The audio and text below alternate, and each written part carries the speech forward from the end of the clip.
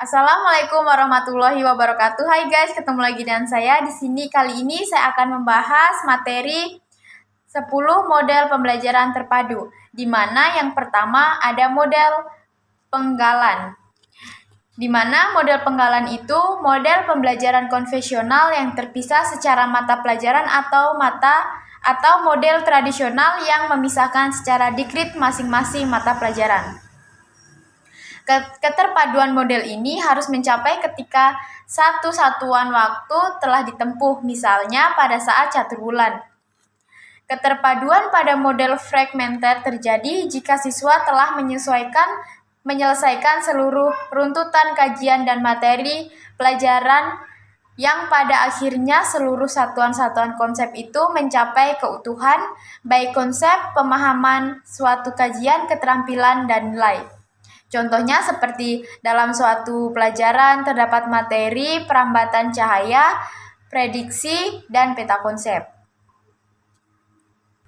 Menurut Patmono dalam bukunya Pembelajaran Terpadu melalui Kurikulum Terpadu dalam suatu disiplin ilmu mengatakan bahwa pembelajaran terpadu melalui kurikulum terpadu fragmented terjadi jika seorang guru memiliki keinginan agar siswa setelah menempuh pembelajaran satu kurun waktu tertentu memiliki kemampuan atau kecakapan tertentu. Keuntungan pembelajaran model ini adalah siswa menguasai secara penuh dan kemampuan tertentu untuk setiap mata pelajaran. Ia ahli dan terampil dalam bidang tertentu, sedangkan kekurangannya adalah ia belajar hanya pada saat dan sumber belajar dan kekurangan mampu membuat hubungan atau integrasi dengan konsep sejenisnya. Oke, yang kedua ada model terhubung, di mana model ini dalam setiap mata pelajaran berisi konten yang berkaitan antara topik dan konsep dengan konsep dalam satu mata pelajaran. Model ini menekankan terletak pada perlu adanya integrasi inter bidang studi ini sendiri. Fogarty tahun 1991 menyatakan bahwa di dalam mata pelajaran terdapat isi mata pelajaran yang dikaitkan, misalnya topik dengan topik, konsep dengan konsep, dan ide-ide yang berhubungan. Kaitan dapat diadakan secara spontan atau direncanakan terlebih dahulu sehingga pembelajaran menjadi lebih bermakna dan efektif. Dalam model terhubung ini secara sengaja menghubungkan kurikulum di dalam mata pelajaran melebihi dari apa yang diasumsi siswa-siswa yang akan memahami hubungan secara otomatis. Keuntungan yang diperoleh dalam model terhubung ini adalah adanya hubungan antara ide-ide dalam suatu mata pelajaran. Anak-anak itu akan memperoleh gambarannya yang lebih jelas dan luas dari konsep-konsep yang dijelaskan. Dan siswa diberi kesempatan untuk melakukan pendalaman, tinjauan, memperbaiki dan mengasimilasi gagasan secara bertahap. Kekurangan dalam model ini belum memberikan gambaran yang menyeluruh karena belum menghubungkan bidang-bidang pengembangan atau mata pelajaran lain. Dan yang ketiga ada model tersarang, di mana model pembelajaran terpadu yang merupakan mengintegrasikan kurikulum dalam satu disiplin ilmu dengan memfokuskan pada sejumlah keterampilan belajar yang ingin dilatih oleh guru kepada siswanya dalam satu unit pembelajaran untuk ketercapaian materi pelajaran yang meliputi keterampilan berpikir, keterampilan sosial, dan keterampilan mengorganisir. Kelebihan dalam model ini yaitu guru dapat memadukan beberapa keterampilan sekaligus dalam pembelajaran satu mata pelajaran, memberikan perhatian pada berbagai bidang penting dalam satu saat sehingga tidak memerlukan penambahan waktu dan guru dapat memadukan kurikulum secara luas. Dan kekurangannya apabila tanpa perencanaan yang matang, Memadukan beberapa keterampilan yang menjadi target dalam suatu pembelajaran akan berdampak pada siswa di mana prioritas pelajaran menjadi kabur. Jadi siswa sulit untuk memahaminya. Dan yang keempat ada model terurut, yaitu model pembelajaran di mana saat guru mengajarkan suatu mata pelajaran, guru dapat menyusun kembali topik mata pelajaran lain dalam urutan pengajaran ini dalam topik yang sama atau relevan. Kelebihannya yaitu dengan menyusun kembali urutan topik, bagian dari unit guru dapat mengutamakan prioritas kurikulumnya daripada hanya mengikuti urutan yang dibuat penulis dalam buku teks. Membantu siswa memahami isi pelajaran dengan lebih kuat dan bermakna. Sedangkan kekurangannya yaitu diperlukan kolaborasi, berkelanjutan, dan fleksibilitas semua orang yang terlihat dalam konteks area dalam mengurutkan suatu peristiwa terkini. Dan yang kelima ada model terbagi, yaitu suatu model pembelajaran terpadu di mana pengembangan disiplin ilmu yang memayungi kurikulum silang. Misalnya seperti matematika dan IPA disejajarkan sebagai ilmu pengetahuan. Kelebihannya dalam model ini yaitu lebih mudah dan menggunakannya sebagai langkah awal maju secara penuh menuju model terpadu yang mencakup 4 disiplin ilmu. Dengan menggabungkan disiplin ilmu serupa yang saling tumpang tindih akan memungkinkan mempelajari konsep yang lebih dalam. Sedangkan kekurangannya yaitu model integrasi antara dua disiplin ilmu memerlukan komitmen pasangan untuk bekerja sama dalam fase awal. Untuk menemukan konsep kurikulum yang tumpang tindih secara nyata diperlukan dialog dan percakapan yang lebih mendalam. Dan yang keenam ada model jaring laba-laba, yaitu merupakan salah satu model pembelajaran terpadu yang menggunakan pendekatan tematik. Menurut Patmono, dalam bukunya Pembelajaran Terpadu menyatakan WebBed menyajikan pendekatan tematik untuk mengintegrasikan mata pelajaran. Satu tema yang subur dijaring laba-labakan untuk isi kurikulum dan mata pelajaran. Mata pelajaran menggunakan tema untuk menyelidiki kesesuaian konsep, topik, dan ide-ide. Karakteristik pendekatan tema ini untuk mengembangkan kurikulum di mana dengan satu tema misalnya transportasi, penyelidikan, dan lain-lainnya. Contohnya dari penggunaan pembelajaran model ini adalah siswa dan guru menentukan tema misalnya air. Maka guru-guru mata pelajaran dapat mengerjakan tema air itu ke dalam sub-sub tema misalnya siklus air, kincir air, air waduk, air sungai, bisnis air dari PDAM yang berhubung dalam mata pelajaran matematika, IPA, IPS, dan bahasa Indonesia.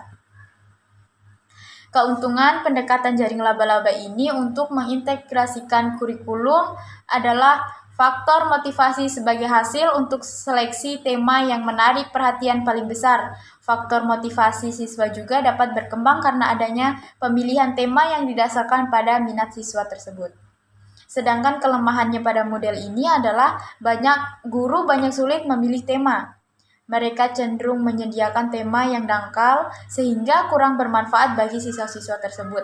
Dan guru seringkali terfokus pada kegiatan-kegiatan yang lain sehingga materi atau konsep menjadi terabaikan.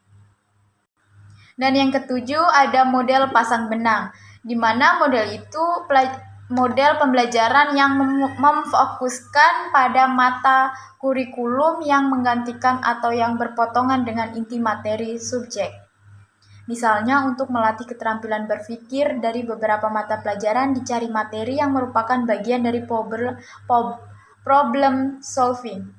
Seperti pada komponen memprediksi, meramalkan kejadian yang sedang berlangsung, mengantisipasi sebuah bacaan, dan sebagainya. Keuntungan dalam model ini antara lain adalah konsep berputar sekitar mata kurikulum yang menekankan pada perilaku metakognitif. Materi untuk tiap mata pelajaran tetap murni dan siswa dapat belajar bagaimana seharusnya belajar di masa yang akan datang sesuai dengan laju perkembangan era globalisasi.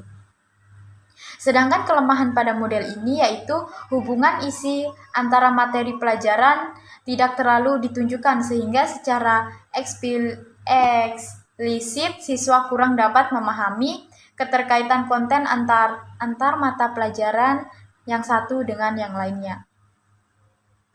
Dan yang kedelapan ada model integrasi, di mana model integrasi ini pembelajaran yang menggabungkan bidang studi dengan cara menemukan keterampilan, konsep dan sikap yang saling berhubungan di dalam beberapa bidang studi. Pendekatan yang digunakan adalah pendekatan antara bidang studi. Patmono dalam bukunya Pembelajaran Terpadu mengatakan bahwa model integrated kurikulum menyajikan satu pendekatan penyeberangan mata pelajaran mirip dengan model shared. Model integrasi ini memadukan mata pelajaran dengan latar prioritas kurikulum pada tiap penemuan keterampilan-keterampilan, konsep-konsep, dan sikap-sikap yang tumpang tindih dengan mata pelajaran tersebut. Keuntungan dengan model integrasi ini yaitu siswa saling mengaitkan, saling menghubungkan di antara macam-macam bagian dari mata pelajaran. Keterpaduan secara sukses diimplementasikan pendekatan belajar yang lingkungan belajar yang ideal untuk hari terpadu. Secara eksternal dan untuk keterpaduan belajar untuk fokus internal. Selain itu, model ini juga mendorong motivasi murid. Sedangkan kelemahannya, yaitu model ini sulit dilaksanakan secara penuh, membutuhkan keterampilan tinggi, percaya diri, dan prioritas konsep, keterampilan, dan sikap yang menembus secara urutan dari mata pelajaran, dan membutuhkan model tim ahli pada bidang dan merencanakan dan mengajar bersama. Dan yang kesembilan ada model terbenam, di mana model terbenam ini pembelajaran yang melibatkan beberapa mata pelajaran dalam suatu proyek.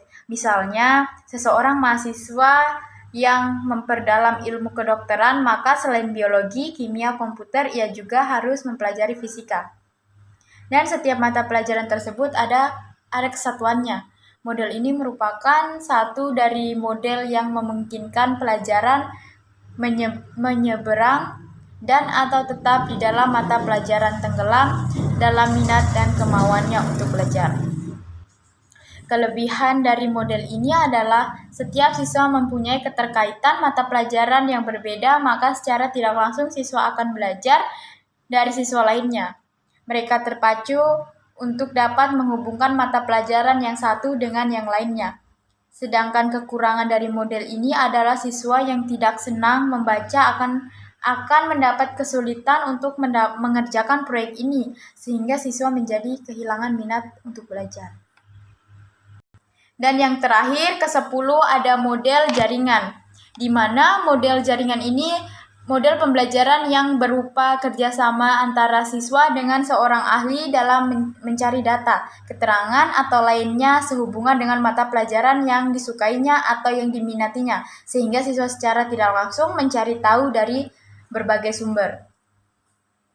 Sumber itu didapat dari baca buku, internet, TV, atau YouTube, teman, kakak, atau orang tua, saudara, dan sebagainya yang dianggap ahli oleh siswa tersebut. Siswa memperluas wawasan belajarnya sendiri, artinya siswa termotivasi belajar karena rasa ingin tahunya yang besar dalam dirinya sendiri.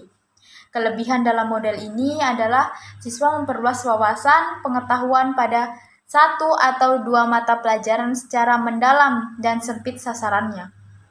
Sedangkan kelemahannya adalah kemungkinan motivasi siswa akan berupa kedalaman materi pelajaran menjadi dangkal secara tidak sengaja karena mendapat hambatan dalam mencari sebuah sumber. Menurut saya, dari 10 model pembelajaran terpadu ini ada dua model yang berkaitan dengan mata pelajaran tematik. Yang pertama itu model jaring-jaring laba-laba. Kenapa dia berkaitan dengan tematik? Karena model pembelajaran ini terpadu yang menggunakan pendekatan tematik. Pendekatan ini pendekatan ini pengembangannya dimulai dengan menentukan tema tertentu. Lalu tema bisa ditetapkan dengan negosiasi dengan siswa, tetapi dapat pula dengan cara diskusi sesama guru. Dan yang kedua ada model integrasi, di mana model ini adalah tipe pembelajaran terpadu yang menggunakan pendekatan antara bidang studi, menghubungkan bidang studi dengan cara menetapkan prioritas kurikuler dan menemukan keterampilan, konsep, dan sikap yang saling tumpang tindih dalam beberapa bidang studi. Oke, sekiranya hanya itu yang bisa saya sampaikan. Wassalamualaikum warahmatullahi wabarakatuh. Oke guys, jangan lupa like, comment, dan subscribe. Oke dah.